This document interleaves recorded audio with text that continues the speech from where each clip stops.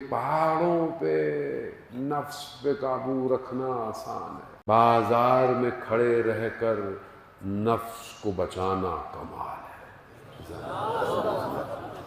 یہ جوان ہے، آپ کاٹ دو، سب چھوڑ دو، بیٹھ جاؤ کونے پہ، آسان ہے، مگر یہ ہدف نہیں ہے، یہ مقصد نہیں ہے۔ مقصد دنیا میں رہ کر کمال پہ پہنچنا ہے۔ کام بھی کریں، پڑھائی بھی کریں، بزنس بھی کریں، سب کریں، لیکن توجہ خدا کی طرف۔ انسان بازار میں بھی ہو تو اندر سے تنہا ہونا چاہیے، اور جب تنہائی میں ہو تو اپنے پروردگار کے ساتھ ہونا چاہیے۔ ایسا نہیں، خدا نے بنایا اس لیے، خدا نے ہمیں بنایا اس لیے کہ میری طرف آؤ۔ 1,24,000 کو بھیجا، ایک کے بعد ایک کے بعد ایک کے بعد ایک۔ پھر نبیوں کا سلسلہ ختم ہوا، امام بھیجے، امام ایک کے بعد دوسرے کے بعد 11ویں کو خدا نے رکھ لیا کہ اب نہیں بھیجوں گا جب تک یہ خود ٹھیک نہیں ہوں گے، 12واں نہیں آئے گا۔ ایزان نفس چاہیے، پاک نفس چاہیے، نفس، لیکن یہ خود نہیں کر سکتے، خدا جب چاہے تو انسان اپنے آپ کو بچا سکتا ہے۔ اسی لیے خدا کی بارگاہ میں جانا بہت ضروری ہے۔ جانا کیسے جائیں؟ عقلیں دنیا نے اتنی پھنسا دی ہیں، social media, T V system, باہر آپ کے اندر ٹورزم اتنا زیادہ ہے، انسان پتہ نہیں کیا کیا دیکھتا رہتا ہے، عقل سو گئی ہے۔ کیسے اس عقل کو بیدار کریں؟ کیونکہ جب تک عقل چیزوں کو ادراک نہیں کرے گی، انسان کمال پہ نہیں پہنچ سکتا۔ جذبات اچھی بات ہے، لیکن جذبات کمال پہ نہیں لے کے جا سکتے۔ عقل اینالائز کرنا، اور یہ بہت ضروری ہے، کیونکہ اگر آپ سادہ لو ہوں گے، دشمن آپ کو ٹافی کھلائے گا مگر ٹافی میں بھی زہر ہوگا۔ دشمن آپ کو چھوٹی چیز دے گا اور آپ خوش ہو جائیں گے۔ انسان ادراک کرے۔ قومیں عقلوں کی وجہ سے، چاہے بے شک بہت سارے لوگوں کا تعلق شاید کسی مذہب سے نہیں ہے دنیا کے اندر، لیکن عقل ان کی ادراک کرتی ہے، انہوں نے چیزوں کو سسٹمیٹک کیا ہوا ہے، کم از کم اپنی ظاہری دنیا تو اچھی کی ہوئی ہے۔ اور یہ بہت ضروری ہے کہ ہو سکتا ہے آپ کے ذہنوں میں آئے نہیں ہم نے تو کچھ نہیں کرنا، ہمیں کیا ہے، ہم نے تو آخرت، ذہن محترم آخرت تب اچھی ہوگی جب دنیا اچھی ہوگی۔ دنیا صحیح نہیں ہوگی تو آخرت میں کیا کریں گے؟ ثواب کہاں لے کے جائیں گے؟ اللہ کا ولی غیبت کے پردے میں انتظار کر رہا ہے۔ کس کا انتظار کر رہا ہے؟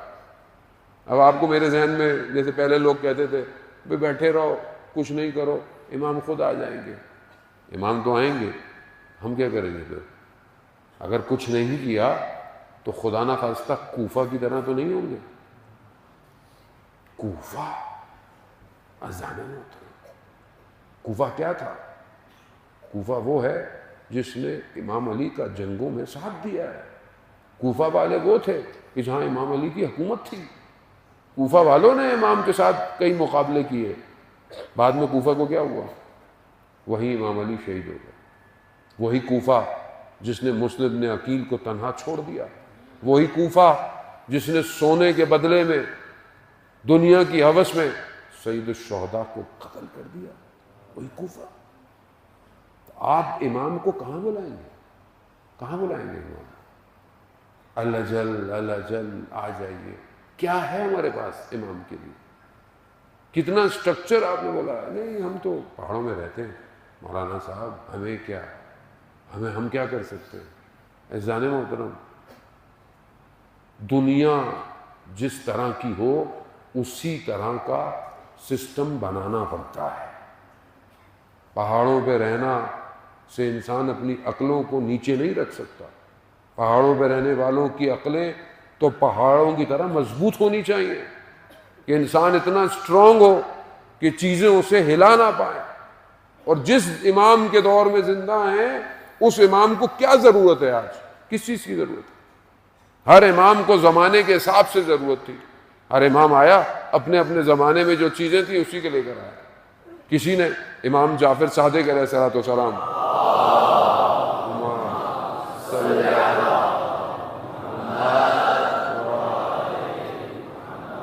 امام کو دیکھا، امام بہت اچھا لباس پہنے ہوئے تھے. امام سے کہا کہ مولا آپ کے جد امیر المومنین تو بڑا سخت لباس پہنتے تھے، آپ اتنے اچھے لباس پہنے. کہا ان کا دور جیسا تھا انہوں نے ویسے ہی گزارا، یہ دور جس طرح کا ہے اسی طرح رہنا ہے. جبکہ امام نے اسے اندر دکھایا، امام اندر خشن لباس جو سخت تھا وہ اندر پہنے ہوئے تھے، لیکن جیسا دور ہے اسی حساب سے. آج امام زمانہ کا دور کیسا ہے، کس طرح کا؟ امام زمانہ کا دور آج آئی ٹی کا دور ہے، آرٹیفیشل انٹیلیجنس کا دور ہے، روبوٹ سیٹلائٹ کا دور ہے. آج ساری چیزیں سیٹلائٹ سے چل رہی ہیں. آج امام کو سائبر سیکیورٹی کی ضرورت ہے. آپ امام کو کیا گاڑیوں سے سیکیورٹی دیں گے؟ ابھی اسماعیل ہانیہ کو ایک میزائل نے مارا، برابر والا کمرہ بھی تباہ نہیں ہوا. اتنا سسٹم پریسائز ہے. امام زمانہ جب ظہور کریں گے تو کیا مٹھائی بٹے گی کیا آپ کے خیال میں؟ جنگ ہے، دنیا ویسے بھی جنگ کے دہانے پہ کھڑی ہوئی ہے. تیسری جنگ عظیم چھڑنے کو کبھی بھی چھڑ سکے. اور یہی دن ہے کہ جہاں وہ یوسف زہرا آنے والا ہے. یہی ایام ہے. جانے محترم، تو ہم امام کو کیا دیں گے؟ ہماری طرف سے امام کے لیے کیا ہے؟ سسٹم، کوئی کمپنی، آرگنائزیشن، کوئی اسٹرکچر، کوئی ایسی چیز، کوئی پلیٹ فارم، کوئی علم، اپنا وجود امام کے لیے ہے کہ نہیں ہے؟ امام کے لیے سب سے پہلے تو اپنا وجود دینا ہے. کیا میں نے اپنے آپ کو اس قابل کیا کہ مجھے امام اپنی نوکری پہ رکھنا؟ کیا میں اپنے آپ کو اس قابل کر رہا ہوں کہ میں اس نوکری کو حاصل کروں؟ جانے موت یہ بہت ضروری ہے. عقل جب تک دنیا کو تجزیہ اور تحلیل نہیں کرے گی، ادراک نہیں کرے گی، تین چیزیں روایات کی روشنی میں جو انسان کی عقل کو رشد دیتی ہے، بہت ضروری ہے. ہم بہت عرصے تک میرا اپنا قصور ہے، جیسے میں کسی اور کو تو نہیں کہہ سکتا، ظاہر ہے میرے جیسے طالب علم جب آئیں گے بعض اوقات کہ ہم نے معاشرے کی عقلوں کو رشد نہیں کیا. اچھی بات ہے تاریخی باتیں کریں، اچھی بات ہے، ساری چیزیں ہونی بھی چاہیے، لیکن معاشرے کے شعور کو بلند بھی تو کرنا ہے. کس کی ذمہ داری ہے؟ کتنا انسان سسٹمیٹک ہو سکتا ہے؟ یہ منبر رسول ہے. یہ وہ ہے کہ جہاں سے آخری امام کے لیے لوگ سرباز تیار ہوں گے. پہلی چیز جو عقل کو رشد دیتی ہے وہ کیا ہے؟ وہ وحی ہے. وحی انسان کی عقلوں کو رشد دیتی ہے. مولا متقیان حضرت علی ابن ابی طالب علیہ السلام، اللہم صلی محمد. امام نہج البلاغہ کہ پہلے خطبے میں ہی فرماتے ہیں کہ جہاں وہ نبوت کی بات کرتے ہیں کہ اللہ نے نبیوں کو کیوں بھیجا؟ اللہ نے نبیوں کو مبعوث اس لیے کیا جو دفن شدہ عقلیں تھیں ان کو باہر نکالے. وہی جب نبی گئے وہی ختم ہو گئی، مگر وہی کا کلام ہے وہ قرآن ہے. قرآن تو ہمارے درمیان میں ہے. قرآن ہماری زندگی میں کتنا ہے، کتنا ہم قرآن پڑھتے ہیں، کتنا ہم قرآن سنتے ہیں. قرآن سننا بہت امپورٹنٹ ہے. حدیث میں ہے قرآن سننا بھی ثواب، قرآن پڑھنا بھی ثواب، قرآن کو دیکھنا بھی ثواب. اب موبائل میں ساری اپلیکیشنیں ہیں ہمارے، انسٹاگرام ہے، ٹک ٹاک ہے، سب ہے، سنیپ چیٹ ہے. قرآن کی کتنی اپلیکیشن، کتنے قاریوں کو میں سنتا ہوں. مولانا صاحب وہ عادت نہیں ہے نا قرآن سننے کی. نفس دنیا جہان کی باتیں سنتا ہے، اللہ کے کلام کو سننے کے لیے وقت نہیں ہے. اب آپ خود سوچیں، جس معاشرے میں قرآن سننا ہی لوگ نہیں سن رہے تو وہ کہاں آئے گا جو اصل قرآن کا وارث ہے؟ قرآن المال علی و علی المال. قرآن کس کے ساتھ ہے؟ علی کے ساتھ. علی کس کے ساتھ؟ قرآن کے ساتھ. آیت اللہ عثمان بہجت سے کسی نے پوچھا کہ امام زمانہ کی زیارت کرنی ہے تو کہا قرآن کھولو، قرآن کی زیارت کرو. کہا امام وہی ہے جو قرآن ہے، قرآن وہی ہے جو کتنی دفعہ ہم دن میں قرآن کی زیارت کرتے ہیں؟ جانا وہ مشکل کام نہیں ہے، لیکن دنیا نے اپنی لذتوں کو اتنا حسین بنا لیا ہے۔ یہی تو تھا امام کے مقابلے میں، امام حسین کے مقابلے میں کون تھے جن کے لیے دنیا حسین تھی؟ امام جیسے شخص کے مقابلے میں آ گئے، کیا چیز؟ خدا نہ خواستہ اگر آج ہماری دنیا ایسی ہوئی تو یہ نہ ہو کہ امام کا ظہور ہو اور ہم اپنی دنیا میں مصروف رہ جائیں۔ بہت ضروری ہے عزیزان محترم، سمجھنے کی ضرورت ہے۔ دوسری چیز جو کہ عقل کو رشد کرتی ہے وہ علم ہے۔ علم حاصل کرے، علم کوئی بھی ہو، علم چاہے آپ فزکس کا ہو، میتھس کا ہو، کمپیوٹر کا ہو، میڈیکل ہو، اکنامی ہو، کلائمیٹ کا ہو۔ آپ کے سامنے کتنا موسم بدلتا جا رہا ہے، چینج ہو رہا ہے، دنیا میں پولوشن بڑھتا جا رہا ہے، تو دنیا تو اب نئے علوم لے کر اسٹیبلٹی کا ہے، کس طرح انوائرمنٹ کو کنٹرول رکھنا ہے، کتنے علوم آ گئے۔ امام کی جب حکومت ہوگی تو ایسا شہر بنے گا جہاں پر کوئی نقصان نہیں ہوگا، کہیں پولوشن نہیں ہوگی، تو اس کے لیے ہم کتنی کوشش کریں، اس کے لیے ہم کتنا پڑھیں۔ علم بہت ضروری ہے، اور ہر علم میں اسپیشلائزیشن کی ضرورت ہے۔ اگر آج آپ نہیں پڑھیں گے، ماشاءاللہ آپ کے بہرحال یونیورسٹیز ہیں، لوگ باہر بھی پڑھنے جاتے ہیں، اچھی بات ہے، لیکن اور علم تاکہ، اور آپ کے ہاں تو ماشاءاللہ سب سے زیادہ جو ہے وہ لٹریسی ریٹ ہائی ہے، یعنی میرے خیال میں پاکستان میں سب سے زیادہ جو ہے وہ آپ ہی کے ہاں جو ہے وہ لوگ سب سے زیادہ پڑھے لکھے ہیں۔ بہت اچھی بات ہے، اس کو اور اوپر لے کے جائیں، رک نہ جائیں، اس کو رکے نہیں، اور وہ علوم جو امام زمانہ کو ضرورت ہے اس کو سیکھیں، اس کے اوپر کام کریں، چیزوں کو اپنے دنیا میں چھوٹے چھوٹے سے ملک ہیں عزیزان محترم، دنیا کی اکانومی کو کنٹرول کیا۔ بعض چھوٹے سے جزیرے ہیں لیکن دنیا کی بہت ساری چیزیں صرف وہی بنتی ہیں، کنٹرول ہے، سسٹم ہے، آپس میں متحد ہیں، اپنی قیادت کے ساتھ ہیں، ایک سوچ ہے، ایک پیٹرن ہے جس پر سوچتے ہیں کام کیسے ہونا چاہیے، ٹورزم ہے، ٹورزم کیسے ہونا چاہیے، کیا لمٹس ہونی چاہیے، کیا حدود ہونی چاہیے، کیا چیزیں کس طریقے سے کی جائیں، وہ ہر چیز ہے۔ آپ اللہ نے انسان کو علم دیا ہے، ہاسپٹیلٹی خود ایک علم ہے، اس کے ذریعے سے پوری دنیا جو ہے وہ آج اس پر چل رہی ہے۔ تیسری اور آخری چیز جو عقل کو رشد دیتی ہے وہ کیا ہے؟ وہ اخلاق، انسان کا بیہیویئر، انسان کا ایٹیٹیوڈ دوسروں کے ساتھ۔ میں دوسروں کے ساتھ کیسا ہوں، میں اٹھنے میں کیسا ہوں، میں ملنے میں کیسا ہوں، میں والدین کے ساتھ کیسا ہوں، والدین کا احترام کرتا ہوں کہ نہیں کرتا، میں اپنے گھر میں اپنے بچوں کے ساتھ کیسا ہوں، میں اپنی زوجہ کے ساتھ کیسا ہوں، یہ بہت امپورٹنٹ ہے۔ مسجد میں تو سارے ہی اچھے ہیں، مسجد میں اچھا ہونا تو کوئی کمال تھوڑی ہے، اول بات ہے مسجد میں جو آتا ہے ویسے ہی تھوڑا بہت تو اچھا ہوتا ہی ہے، اصل تو ہے کہ جہاں امتحان ہوگا، جہاں آزمائش ہوگی، وہاں اخلاق کیسا ہے، جہاں غصہ آ جائے، سڑک پہ غصہ آ گیا، وہاں اخلاق کیسا ہے۔ امام جعفر صادق علیہ السلام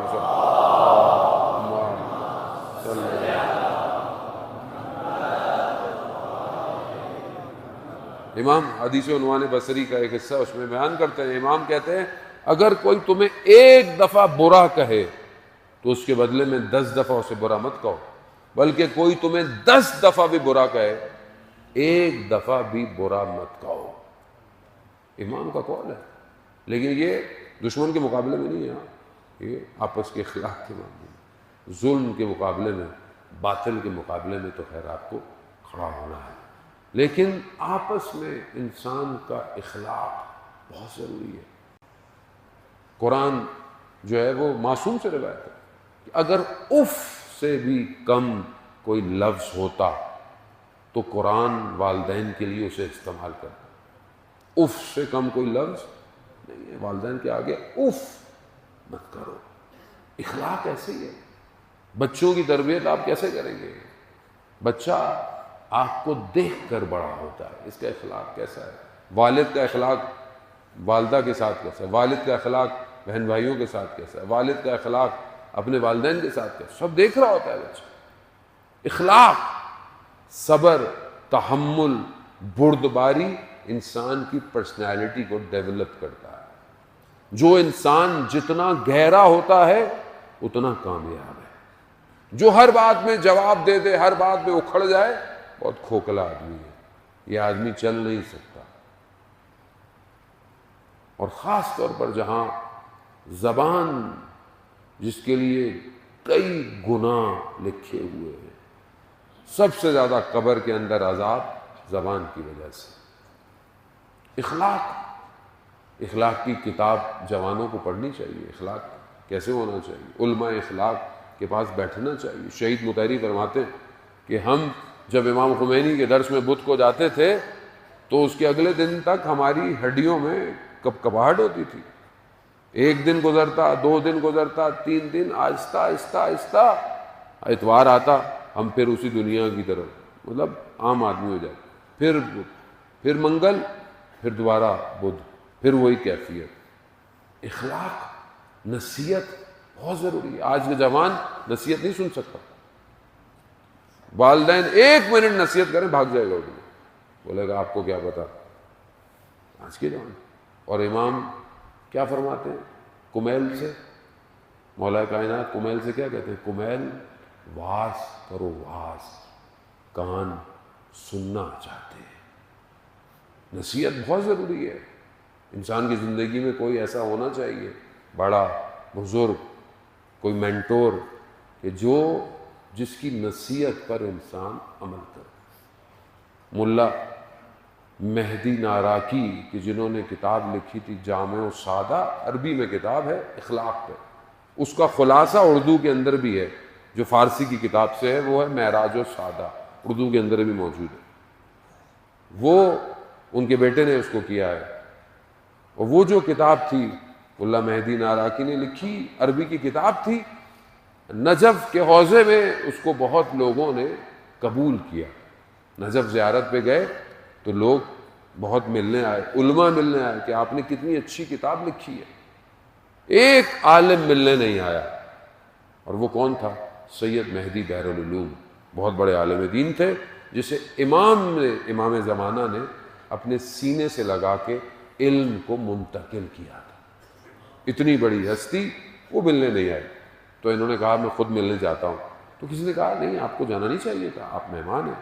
کہا نہیں، وہ سید بھی ہیں اور بزرگوار بھی ہیں، بڑے عالم ہیں۔ چلے گئے، وہ درس دے رہے تھے، درس ختم ہوا، اٹھ کے چلے گئے، ان سے بات ہی نہیں کی، یہ بھی اٹھ کے چلے گئے۔ تھوڑے دن اور گزرے، انہوں نے کہا میں پھر سید کے پاس جاتا ہوں۔ تو کسی نے کہا بھائی آپ کتنا، آپ کو شکستہ نفسی کی ضرورت نہیں ہے، مطلب وہ نہیں آئے، نہیں آئے۔ کہا نہیں، سید ہے۔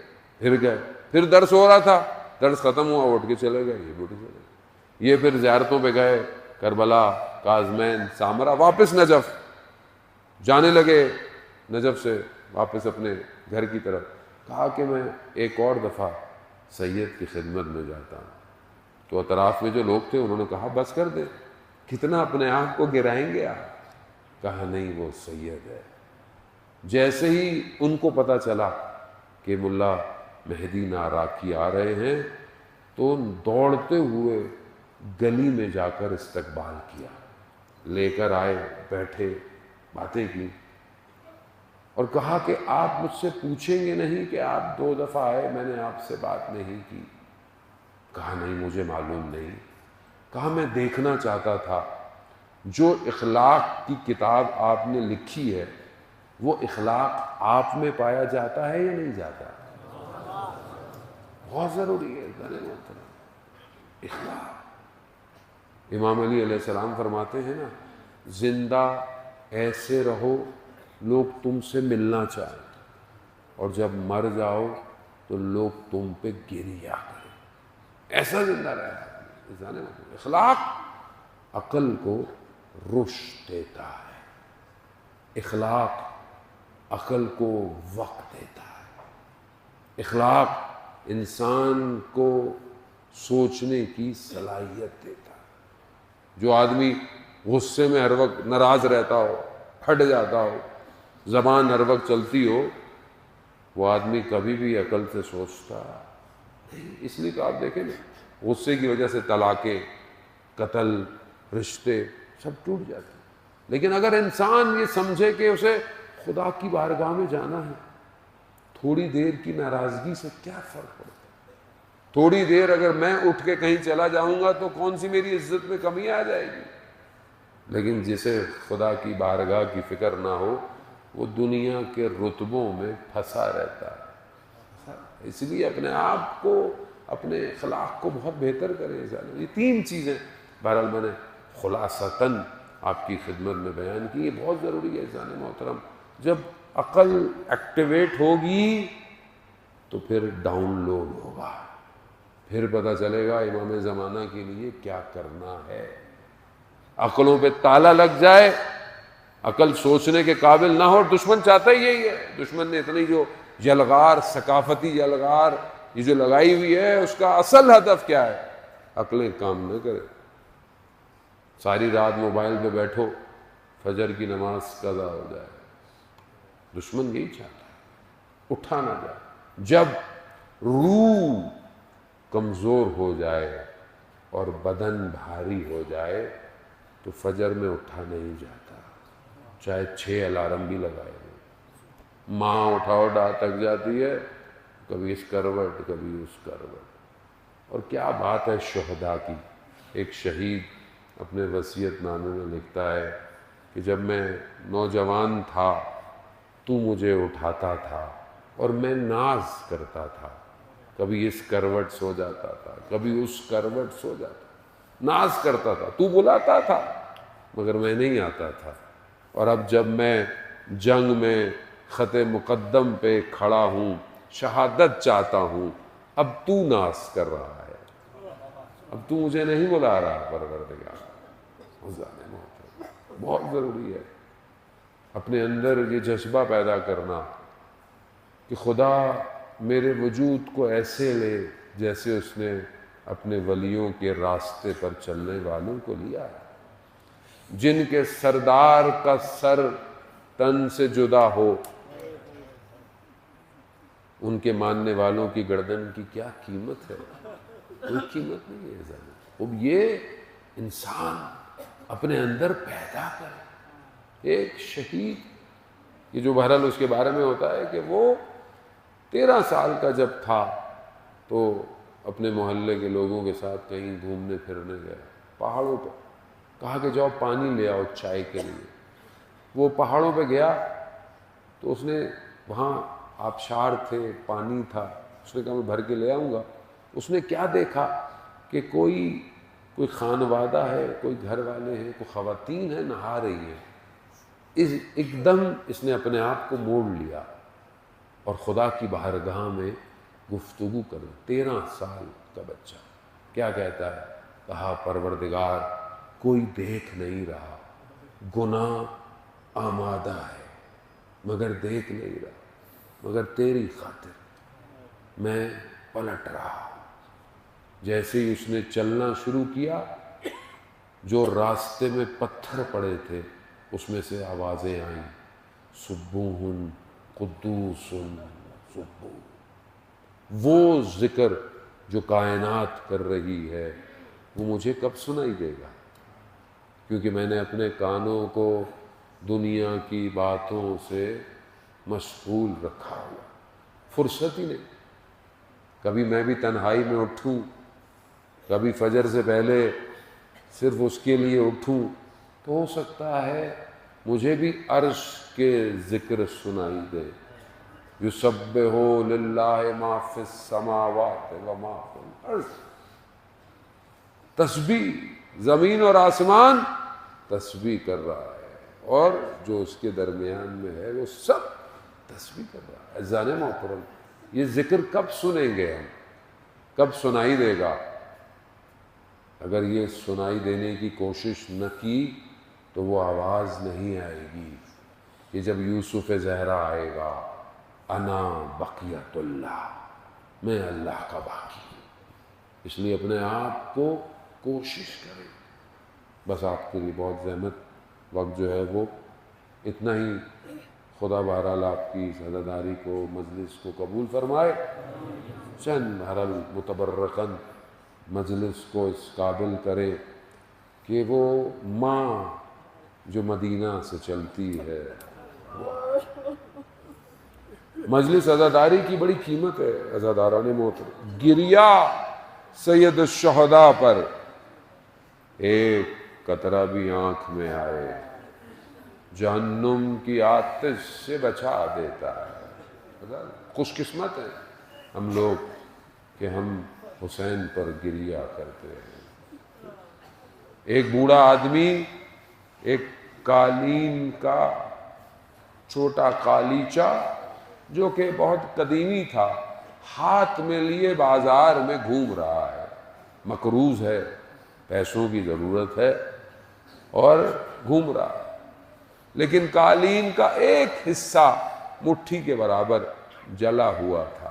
قالین بڑا قیمتی تھا، ہاتھ کا بنا ہوا، جس دکان پہ جاتا تھا وہ دیکھتے تھے مگر جلا ہوا حصہ دیکھتے تھے۔ کہا 100 تومان میں دے دو، کوئی کہتا تھا 120، اس سے زیادہ کوئی نہیں خریدے گا، جلا ہوا ہے، مگر اس بیچارے کو پیسوں کی ضرورت تھی۔ وہ ممنون کہتا ایک دکان سے دوسری دکان ڈھونڈتا رہا، ایک دکان پہ پہنچا، اسے یاد آیا کہ جہاں 30 سال پہلے اپنے بابا کے ساتھ بھی اس دکان پہ آیا تھا، دیکھا کوئی بیٹھا ہوا نہیں ہے، جانے لگا تو آواز آئی، کہا قالین بیچنا ہے؟ پہلی دکان تھی جس میں دکاندار نے خود پوچھا، کہا ہاں۔ اس نے قالین کو دیکھا، کہا بہت، یہ تو بڑا پرانا ہے، اب تو ایسا بنتا بھی نہیں، لیکن جیسے اس نے جلی ہوئی جگہ دیکھی، مگر تم نے اس کا خیال نہیں رکھا، بچوں نے جلا دیا ہوگا؟ کہا نہیں۔ کہا تو پھر کیسے جل گیا؟ تو کہا کہ بس وہ چائے کی کیتلی انگاروں پہ رکھی تھی، حسین کی مجلس تھی، انگارے گرے اور جل گئی، بس غلطی ہماری ہے۔ آپ کو پتہ ہے خیال، جیسے ہی اس نے یہ بولا وہ شخص گریا کرنے لگ گیا، رونے لگا دیوار سے۔ اب یہ پریشان ہے، دیکھا وہ بلک بلک کے رو رہا ہے۔ کہا میں معذرت چاہتا ہوں، اتنی کوئی ارزش نہیں ہے؟ کہا اس کی ارزش نہیں۔ کہا میں نے کوئی بات بری کی ہے، میں جاتا ہوں۔ کہا نہیں رکو۔ روتے روتے اس نے چیک لکھا، جو 100 تومان کا کوئی نہیں خریدتا تھا، اس نے 2 ملین تومان کا چیک کاٹا، آنسو گر رہے ہیں۔ حسین کی مجلس میں جلا ہے، اپنی میز پر ساری زندگی رکھا رہا، گلابوں سے اس جگہ کو بھرا، لوگ تبرک میں گلاب لے کر جاتے تھے۔ عزاداران محترم، کاش کہ یہ دل بھی حسین کے لیے جل جائے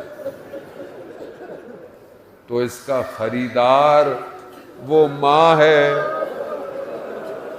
جو مدینہ سے چلے، گلی گلی کوچے کوچے، مسجدوں میں، امام بارگاہوں میں آ کر اپنے لال کا پرسا، یا سیدہ ایام ازا بڑی تیزی سے ختم ہو رہے ہیں، حق تو یہ ہے کہ حق ادا نہ ہوا، گریہ نہ کر سکے، مگر یہ ناچیز سے آنسو ہیں، اسے اپنی بارگاہ میں قبول کیجئے گا۔ ابھی آپ اپنی زبان میں مصائب پڑھ رہے تھے تو ایک بچی کا ذکر ہوا، شام میں قافلہ پہنچا ہوا ہے اور اس بچی کو کتنی حسرت تھی مدینہ جانے کی۔ خدا آپ کو اس کا اجر، خدا آپ کو اجر دے۔ چھوٹی بیٹیاں باپ سے بہت محبت کرتی ہے، جس کی چھوٹی بچیاں ہیں نا اسے پتا ہے، اور جب باپ گھر سے نکلتا ہے چھوٹی بیٹی آتی ہے، بابا کب آؤ گے؟ بس یہی روزے عاشورہ ہوا،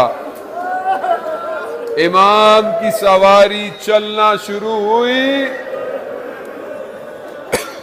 امام نے کیا دیکھا؟ سواری چل نہیں رہی، ایک بچی ہے جو ذوالجناح سے لپٹ کے روک رہی ہے۔ امام نیچے آئے، بچی کو گلے لگایا، بچی جانتی ہے جو گیا ہے وہ واپس نہیں آیا۔ بچی نے ایک خواہش کا اظہار کیا، بابا ہمیں مدینہ واپس چھوڑاؤ بابا۔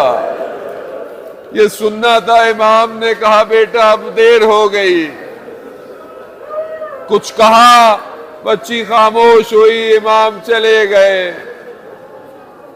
کس حسرت بھری نگاہ سے یہ بچی دیکھ رہی تھی۔ عصر عاشور امام زمین پر آئے، کیسے اس بچی نے دیکھا۔ بعض مقتل میں بیان ہوتا ہے بچی سے صبر نہ ہوا، خیموں کو چھوڑا، اپنے بابا کی طرف دوڑی ہے۔ نہ مارو میرے بابا کو، لیکن بچی کو پیار سے نہیں ہٹایا، تازیانوں تماچوں سے دور کر دیا۔ شام غریب آئی، بی بی زینب نے بچوں کو گننا شروع کیا، دیکھا بچی موجود نہیں ہے۔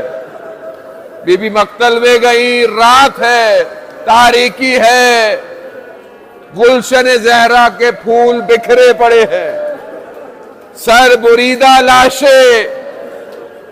دیکھا بچی ایک بدن پہ سو رہی ہے۔ بی بی زینب نے کہا بیٹا کیا کر رہی ہے؟ پھوپھی جان آپ تو جانتی ہیں میں بابا کے سینے کے بغیر سو نہیں سکتی۔ یہ سننا تھا تو بی بی نے کہا آپ کو کیسے پتا یہ بابا کا سینہ ہے؟ تو میں بابا بابا کر رہی تھی، دو ہاتھ بلند ہوئے، الیہ الیہ۔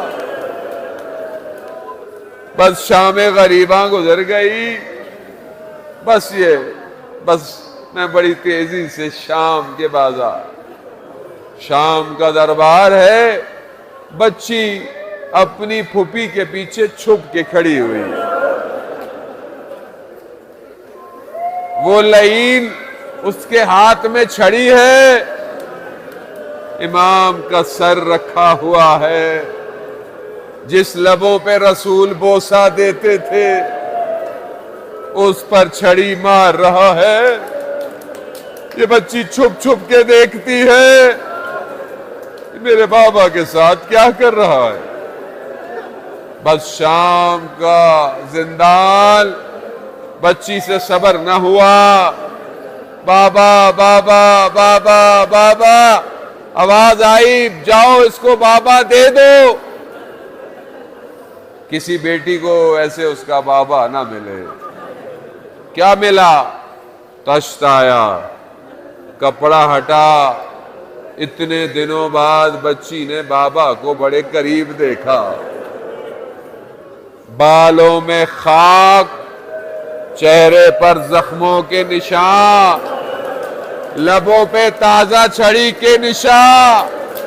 بچی نے لبوں کو لبوں سے لگایا، بچی شروع ہو گئی، بابا آپ کے جانے کے بعد خیمے جل گئے، بابا دامن جل گیا، بابا پانی مانگتے تماچے پڑتے، بابا اگر یہ گوشوارے مانگتے میں خود دے دیتی بابا۔ یہ کہتے کہتے بچی خاموش، انا للہ و انا الیہ